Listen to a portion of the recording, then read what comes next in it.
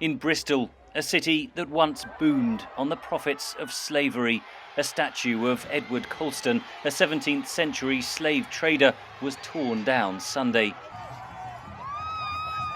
It was long a divisive symbol, a tribute to a man who built schools and hospitals, but who enslaved tens of thousands of black Africans, shipping them across the Atlantic, a journey that killed many men, women and children.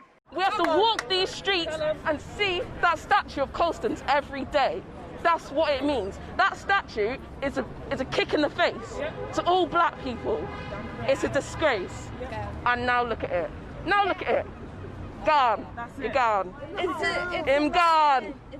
The toppling of the statue mirrors similar debates in the United States, where activists have demanded the removal of statues honouring Confederate-era figures like General Robert E. Lee in Virginia.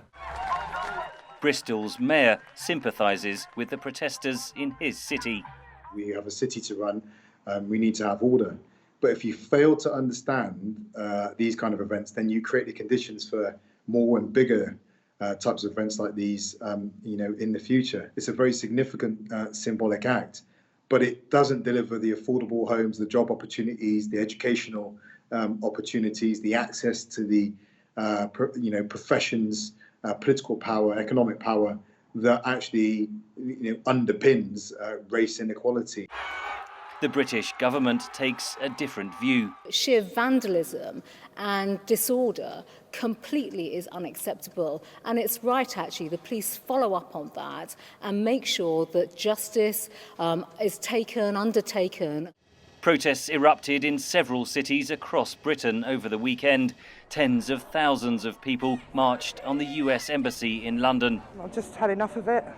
I'm sick of having to explain to my children that because they're black, they have to act a certain way, they have to behave a certain way, they have to work 10 times harder to get anywhere in life.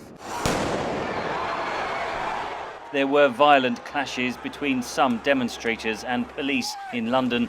22 officers were injured, including a policewoman who fell from her horse after it bolted. The riderless horse trampled a protester. Prime Minister Boris Johnson said the demonstrations had been subverted by thuggery. In Glasgow, Scotland, activists changed the names of streets linked to slave traders. In Belgium, protesters defaced a statue of King Leopold II, who oversaw the killing of millions of Congolese during colonial rule. Back in Bristol, the fallen statue of Edward Colston was dumped into the harbour, where his slave ships used to dock 350 years ago. Critics of its destruction say the statue was an important reminder of a dark and complicated history. Others say its raising has done far more to educate Britons about black oppression, a history that for many resonates deeply today. Henry Ridgwell for VOA News, London.